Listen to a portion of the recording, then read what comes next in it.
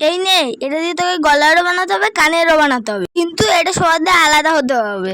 আচ্ছা আচ্ছা, আমি বানিয়ে দেখাচ্ছি, শুধু তুই আমার পাশে চুপ করে বসে দেখবি। আচ্ছা, তুই মাঝখান থেকে কেটে ফেললি তো? হ্যাঁ, তো তুই তো বললি এটা দিয়ে কানেরও বানাতে হবে, এখন তুই দিয়েছিস দুটো দুটো দুটো দিয়ে আমি কি করে কানের বানাবো? তো তাই জন্য আরেকটার মাঝখান দিয়ে আমি কেটে দিলাম। তারপরে দেখ, এখানে কালো কাপড় নিয়েছি কিন্তু আমি জুয়েলারিটা বানানোর জন্য। তুই কিন্তু আমাকে কোনো কালার কম্বিনেশন দিসনি, তাই আমি নিজের মতো কালার বেছে নিয়েছি। হ্যাঁ হ্যাঁ হ্যাঁ, ঠিক আছে, কর তুই মন দিয়ে। শেষ অবধি কি যে করবি সে বুঝতেই পারছি। হ্যাঁ, তুই চুপ কর তো।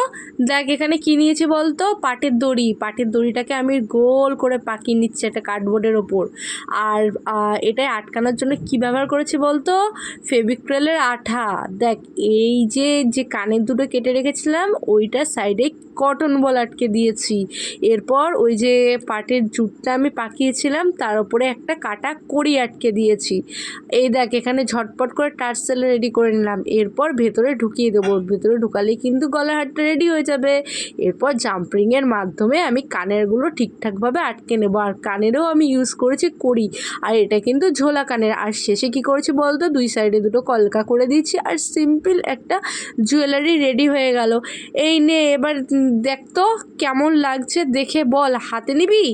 নে নে নে, হাতে নিয়ে দেখ এবার কেমন লাগছে। বেশ ভালোই তো হয়েছে।